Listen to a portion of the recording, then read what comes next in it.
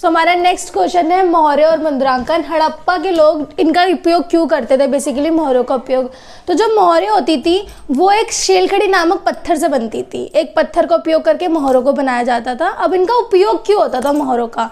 So basically होता क्या था कि अब जब आपको कहीं कोई सामान आना या जाना है लॉन्ग पीरियड के लिए, जहाँ रास्ता लंबा है और कुछ सामान आना या जाना है, तो उसको एज अ सील यूज़ किया जाता था, एज ए स्टैम्प, कि अगर सील टूटी हुई है तो समझ जाते थे कि सामान के साथ कोई ना कोई छेड़खानी की गई है। तो मोहरों का मेन उपयोग यही होता था।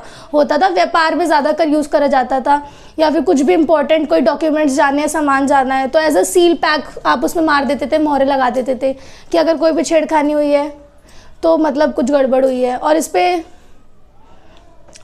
जानवरों की फ़ोटो लगी होती थी, बेसिकली एज अ साइन इन पे जानवरों की फ़ोटोज़ होती थी। मोहरों के ऊपर जानवरों की आकृति बनी होती थी, और इसकी जो शेप होती थी वो आयताकार होती थी और कई बार गोल आकार की भी मिली है।